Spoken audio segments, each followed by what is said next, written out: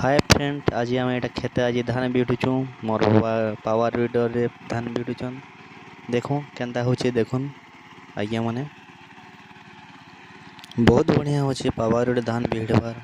एटा जिन पछवाड़े जे धान दबी जुछे यार परे फेन उपली जे देखो साइड रे एटा जिंदा हेचे हंता कहवा जिन यहा जे रनिंग जाउ छे हेतले हंता हेचे।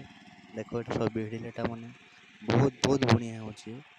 हाराहार 1.5 एकड़ खने एटा बिहड़िलु हाराहार के 2 घंटा खने लागला। बहुत बढ़िया होचे देखो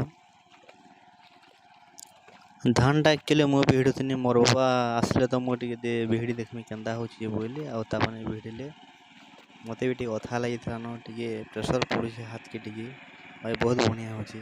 हॉल रे कोले इंदा 3टा हॉल निहाती लागिता पूरा 12 बजे तक एटा 2 घंटा रे सरीगला 1.5 एकड़। देखो केंता मस्त होची आउ जे भी धान बिहड़ू छो एकड़ एकड़ इंदा पावर वीडर आनो आ रख बहुत बढ़िया का होची। हॉल टे आनले बहुत परिश्रम है तार लगी केते परिश्रम करबार पड़वा। एटा मशीन घरे रखी दियो चिंता चास टाइम बाहर करी चिंता धान बिहड़बो। धान बिहड़बाटा भी ने से बगीचा काम लगे बहुत बढ़िया होची। एटा ट्रायल कनु एक्चुअली मुई नहीं थी धान बिहड़ीसन बोले खाली ट्रायल कर देखनु बहुत बढ़िया हैला। आउ बिहड़ू चुईटा देखो बहुत सुंदर होची पूरा रोइला वाला गोटा गोटा ही रोइला वाले एंदा गोटा गोटा रोइसन हंता ही देखो।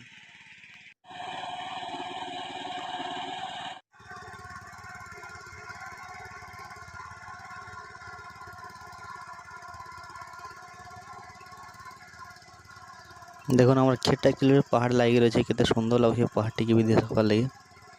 आबे देखो मुईटा चलानी देखो देखो मोर कले कले चलुले तो